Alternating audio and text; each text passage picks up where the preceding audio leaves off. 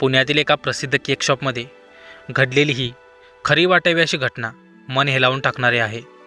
50 रुपयांच्या केकच्या तुकड्यासाठी लाजत लाजत उभा राहिलेला एक बाप आणि आपल्या मुलीच्या वाढदिवसासाठी स्वतःचा स्वाभिमान बाजूला ठेवणारी ती माया। आपण हजारो रुपये खर्च करतो, पण कोणासाठी तरी केकचा एक तुकडाही स्वप्न असतो।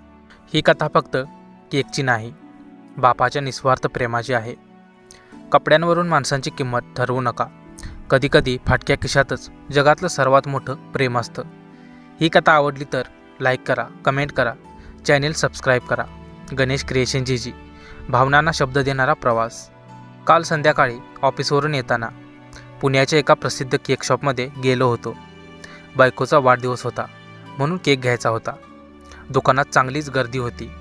लोक 500 ते 1000 रुपयांचे फॅन्सी केक न बघता ऑर्डर करत होते।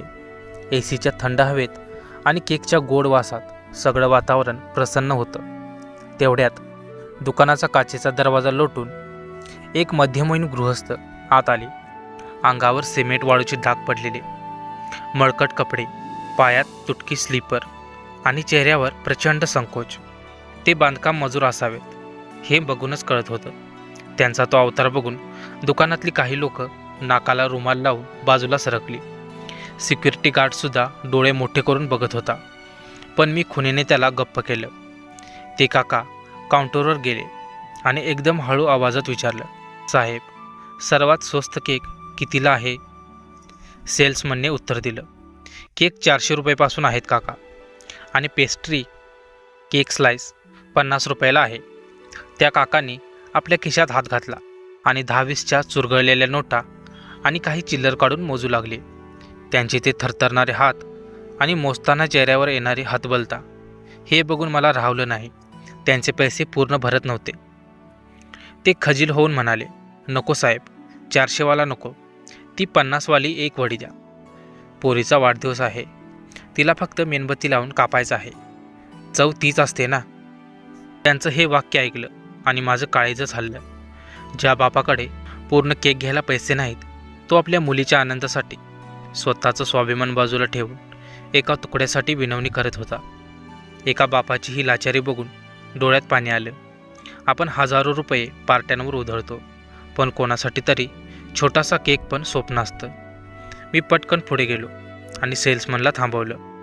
त्याला सांगितलं, यांना तो डिस्प्लेमधला छानसा छोटासा केक द्या आणि सोबत एक मोठं चॉकलेटचं बॉक्स पण द्या। काका घाबरले आणि म्हणाले, साहेब, माझ्याकडे एवढे पैसे नाहीत। मी त्यांचे हात पकडले आणि म्हणालो, काका, हे पैसे नका देऊ, हे त्या ताईसाठी माझ्याकडून गिफ्ट समजा। तिला सांगा एका मोठ्या भावाने तुझ्यासाठी पाठवलं आहे। केक हातात पडल्यावर त्या राकट मजुराच्या डोळ्यातून घळाघळा अश्रू वाहू लागले। त्यांनी माझे पाय धरण्याचा प्रयत्न केला। मी त्यांना मिठी मारली। जाताना ते इतकंच म्हणाले, साहेब, आज पोरीला रिकाम्या हाताने जावं लागेल की काय अशी भीती होती, पण तुम्ही देवमाणूस भेटलात। ते गेले, पण मला खूप मोठी शिकवण देऊन गेले। जगात कितीही महागाई वाढली तरी बापाचं प्रेम कधीच महाग होत नाही, फक्त कधीकधी परिस्थितीसमोर ते हतबल होतात। कोणाचे कपडे बघून त्याची लायकी ठरवू नका। कधीकधी फाटक्या खिशातसुद्धा जगातलं सर्वात मोठं आणि श्रीमंत प्रेम दडलेलं असतं। जिथे शक्य असेल तिथे अशा एखाद्या चेहऱ्यावर हसू आणण्याचा प्रयत्न नक्की करा, तो आनंद लाख मोलाचा असतो। ही स्टोरी राहुल रंजन आरेकर यांनी पोस्ट केली होती, तीच मी तुम्हाला व्हिडिओच्या माध्यमातून सांगण्याचा प्रयत्न केला। तर मित्रांनो, तुम्हाला हा व्हिडिओ कसा वाटला ते कमेंटमध्ये नक्कीच सांगा। तुम्हाला जर हा व्हिडिओ आवडला असेल तर व्हिडिओला एक लाईक आणि आपल्या चॅनेलला सबस्क्राईब करायला विसरू नका। भेटूया अशाच एका नवीन आणि माहितीपूर्ण व्हिडिओमध्ये।